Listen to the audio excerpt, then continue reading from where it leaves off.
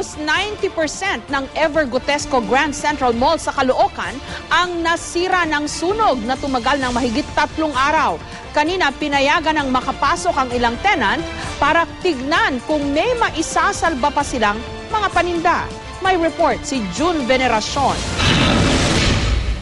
Madilim ang paligid. Nagkalat sa sahig ang mga basag na salamin at iba pang sunog na bagay.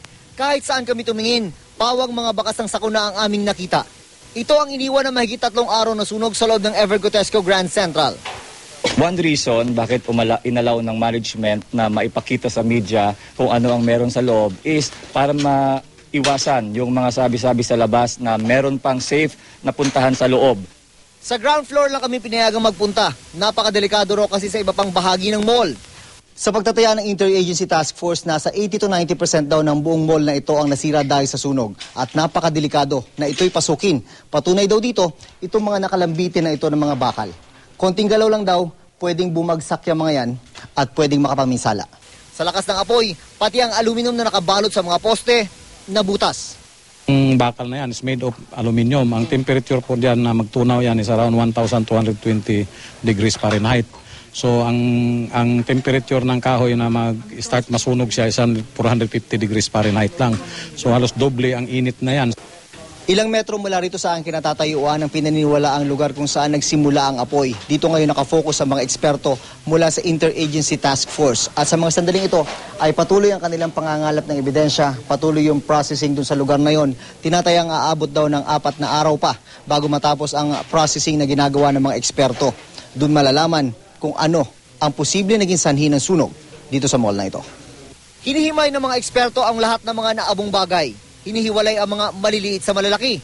Nagsasagawa rin ng assessment ang mga taga-City Engineering Office ng Caloocan para malaman ang estado ng estruktura. We're conducting the inspection sa mga main column biga. Kasi sa tingin namin talagang dangerous ito. So condemn na to.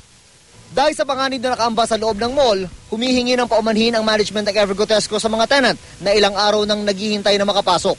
Sa oras na ito, as recommended by the DILG, hindi na po tayo safe pumasok. Pero sabi ng mga tenant, sabihin na sunog na, gusto lang namin makita yung pwesto namin. Yung repairang ko po may natitira pa po eh.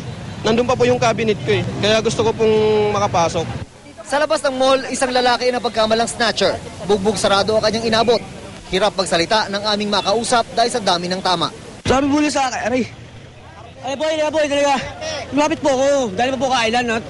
Kung ito po ako, tiwala po ako eh. Sabi sa akin, mandurukot ka raw. Hindi po sir, magtatawag po ako. Sabi ko, wala pang ulam. Bigla po binanatan, may 4 finger po. Aray ko. Ang lalaking ito na tenant sa mall, ang isa raw sa mga gumulpi sa kanya. Nadikit lang ako. Siyempre nagkikiusyoso tayo. Siyempre nagkakaano. Tenant tayo dito. Kumbaga, naghihintay lang tayo papasukin. Nagkagulo. Nakiusyoso lang ako. Kaya ako nanuntok dyan.